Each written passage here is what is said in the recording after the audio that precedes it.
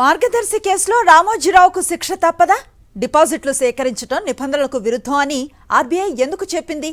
ఇన్ని సంవత్సరాల నిబంధనలు పాటిస్తున్నామని అబద్ధాలు చెప్పిన రామోజీ బండారం ఆర్బీఐ వాదనతో బట్టబయలైందా?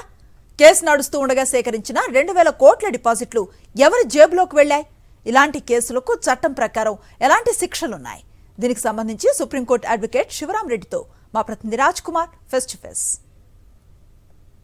సుప్రీంకోర్టులో రామోజీరావుకు సంబంధించినటువంటి మార్గదర్శి కేసు అనేది ఒక కీలక మలుపు తిరిగిందని చెప్పుకోవచ్చు. ఇప్పటిదాకా స్పందించినటువంటి ఆర్బీఐకి సంబంధించినటువంటి లాయర్లు స్పందించడం, ఇది చట్టరీత్యా ఏదైతే ఆర్బీఐ సెక్షన్స్ ఉంటాయో ఆ సెక్షన్స్కి విరుద్ధంగానే రామోజీరావుకు సంబంధించినటువంటి మార్గదర్శి డబ్బులు సేకరించిందనేది కోర్టు ముందు ఉంచడం జరిగింది. అయితే పరిణామాలు ఎట్లా ఉండబోతున్నాయి, రామోజీకి సంబంధించినటువంటి మార్గదర్శిలో ముందు ఎలా ఉండబోతుందో మనతో పాటు మాట్లాడడానికి సుప్రీంకోర్టు అడ్వకేట్ శివరాం రెడ్డి గారు ఉన్నారు. ఆయన అడిగి మరిన్ని వివరాలు తెలుసుకునేటువంటి ప్రయత్నం చేద్దాం.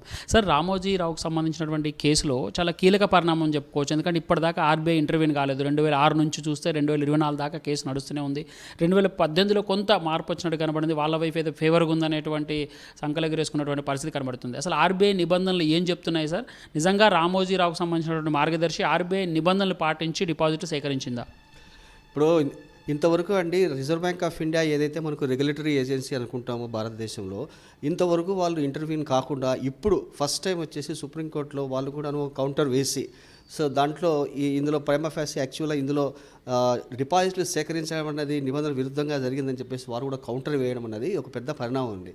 సో భారతదేశంలో ముఖ్యంగా ఈ మార్గదర్శి లాంటి చిట్ ఫండ్ సంస్థలు చూడండి, ఇవి రూల్స్ని తుంగలో తొక్కి సో ఏవి మాకు వర్తించవు అన్నట్టు ప్రతి ఇప్పుడు మీరు మార్గదర్శి విషయాన్ని చూసుకుంటే దాని పుట్టుక దగ్గర నుంచి ఇంతవరకు అంతా కోట్ల చుట్టూ తిరుగుతూనే ఉంది. ప్రతి విషయంలోనూ పేచీ పెడుతూనే ఉన్నాడు.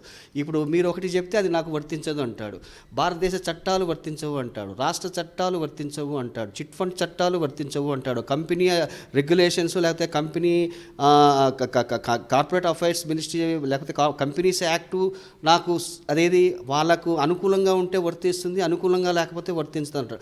ఈ విధంగా ఈ చట్టాలని ఆయన ఏం చేస్తున్నారంటే ఒక రకంగా తనకు అనుకూలంగా మలుచుకుంటూ కింది కోర్టు నుంచి సుప్రీంకోర్టు వరకు కూడా వ్యాజ్యాలు వేసుకుంటూ కేవలం వాయిదాల మీద తిరిగేటటువంటి ఒక లిటిగెంట్ కంపెనీ కానీ ఒక లిటిగెంట్ ఫ్యామిలీ కానీ ఏదైనా ఉందంటే అది మార్గదర్శి సంస్థ, మార్గదర్శి చిట్ ఫండ్ సంస్థ, లేకపోతే Ramoji group of companies, Ramoji family members. వీళ్ళే కింది కోర్టు నుంచి సుప్రీంకోర్టు వరకు పలు రకాల వ్యాజ్యాలు వేసుకుంటూ కేవలం కోర్టులు ఇచ్చేటటువంటి ఆ టెంపరీ రిలీఫ్స్ ఏవైతే ఉంటాయో ఆ రిలీఫ్స్ మీదే ఆధారపడుకొని బతుకుతూ వాళ్ళు ఆ యొక్క వ్యాపారాలు చేసుకుంటూ వస్తున్నారండి.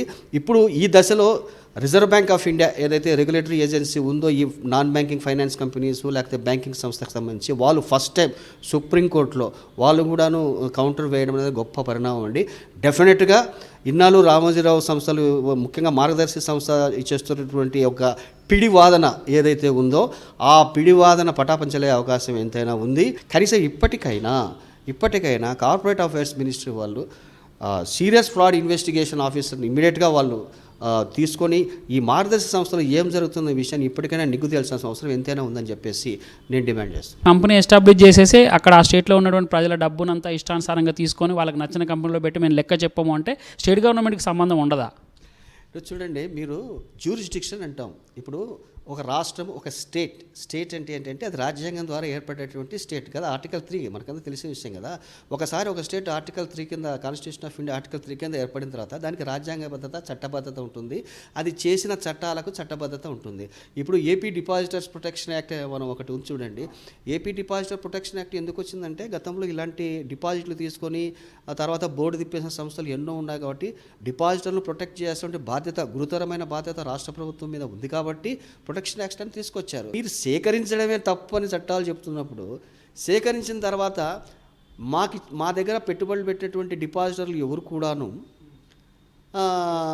మేము డిఫాల్ట్ కాలేదని ఎవరు కేసులు పెట్టలేదు కాబట్టి మీకేమిటి బాధ అంటాడు. ఫ్రాడ్లెంట్ కంపెనీలకు సంబంధించి ఎట్లాంటి శిక్షలు పడేటువంటి ఆస్కారం ఉంటుంది సార్? సివిల్ యాంగిల్ చూడాలి, తర్వాత క్రిమినల్ యాంగిల్ కూడా చూడాలి. సో మీరు క్రిమినల్ యాంగిల్ చూసినట్లయితే మినిమం 10 years అయితే ఖచ్చితంగా పడుతుందండి.